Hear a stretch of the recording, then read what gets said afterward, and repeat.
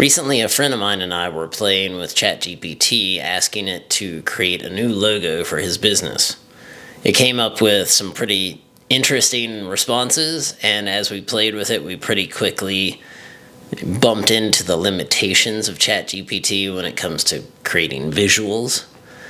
And it was fun, it was entertaining. I mean, we got some interesting results eventually, but what I thought I would do is ask ChatGPT to create a logo for the DadMan Chronicles and see what it came up with. And I figured, okay, whatever the first result is, I'm just going to plug that in and use it for my intro until I create a better intro. So it ain't pretty and it's kind of funny, but what you see next is the logo created by ChatGPT, and I'll use it until I come up with something better, or I ask ChatGPT for another one. So bear with me, get a kick out of it, and on to the show.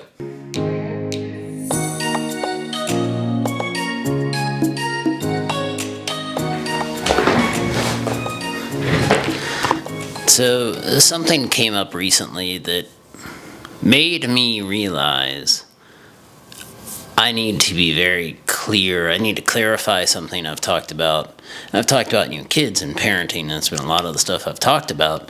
And something came up recently with one of my kids, and it made me realize I need to make sure I am very clear. I have just as much chance, or there is just as much chance that I am doing it wrong as any parent out there. I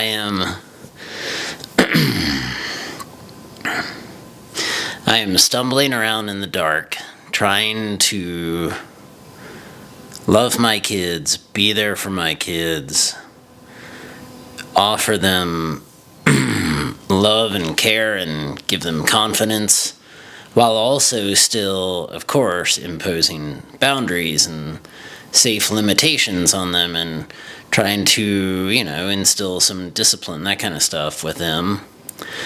And I think for the most part I do a good job of that, but do I? Am I doing it right? I don't know, honestly. I spend a lot of my time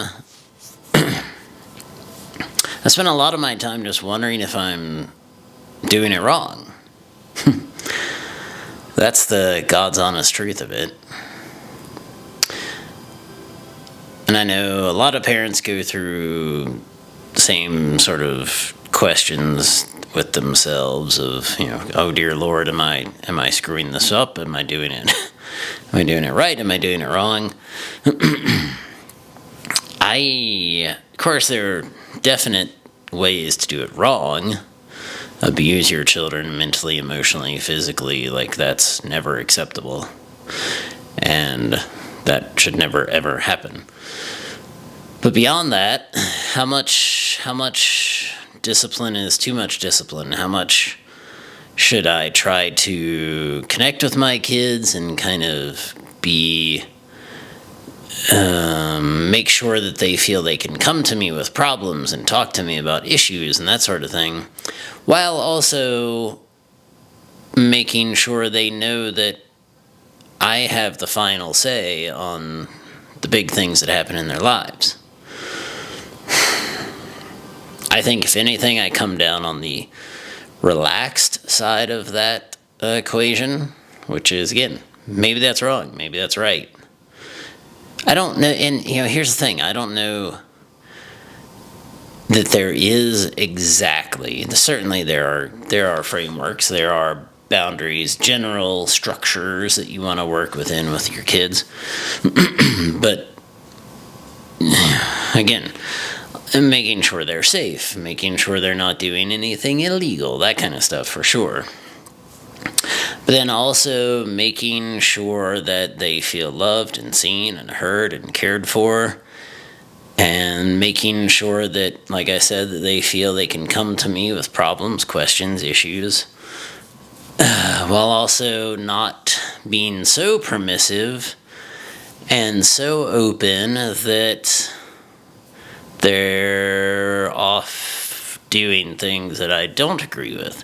Or if nothing else, at the very, very, very least, that I express to them very clearly when I think they're making the wrong decision. Of course, if it's something big, then it's not a conversation about whether they should do it. It's just, no, and here's why.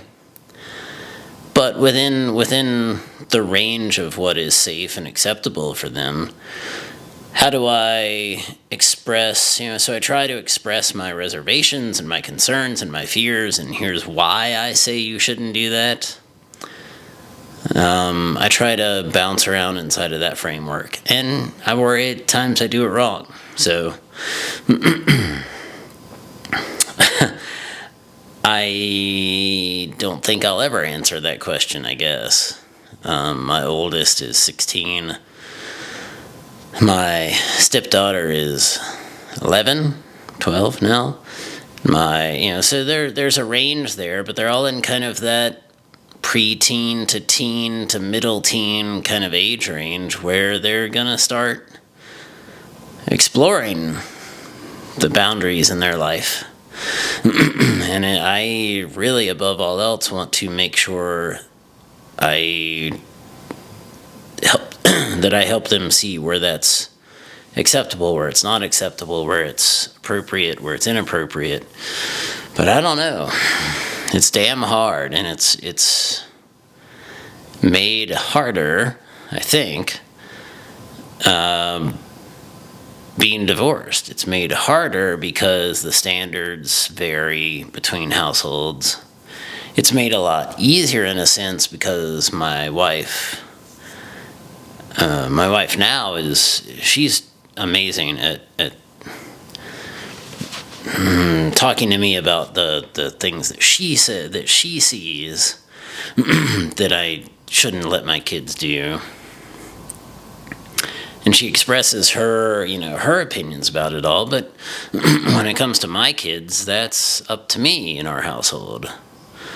Certainly, she's very clear if she thinks I'm really doing something that, letting them do something I shouldn't.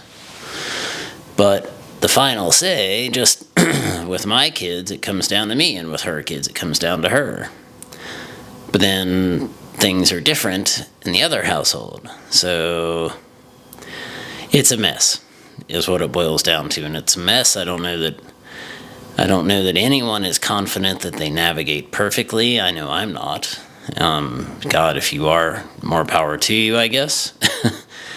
But anyway, if you're struggling, if you're a parent out there and you're wrestling with these things, I don't have great answers because that's not really what I'm here to do. I'm not here to give answers. I'm here to talk through what I'm dealing with as a parent and share it with you guys, and hopefully you'll share back with me what your thoughts are on that. So that's where we are. There's no great revelations at hand other than, keep trying, right? We all just keep stumbling around in the dark and trying to figure it out. So hopefully you notice the upgraded video quality and the upgraded lighting and a little tweaking to the arrangement of the room here, using my nicer camera as opposed to the Insta360. I'm using the Canon R5 now for these videos, which I'm sure you can see the video difference, especially in low light like this. I still love the Insta360. Still the X4. It's beautiful, brilliant, awesome camera. But especially in lower light situations, the image quality just doesn't stand up like it does with the R5. So, also still using the Rode Video, Rode Go 2 video, I don't know, Rode Video Mic thing, Go 2, what's this guy called? The wireless Go 2. Great system, very happy with it for this purpose. So anyway, that's all, just kind of dumping those thoughts out here because it's something that came up really recently, and I don't know if I'm doing it right. I really don't. So, I guess I'll keep trying.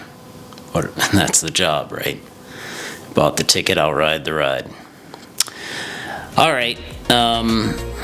That's all, I guess. Talk soon. Bye.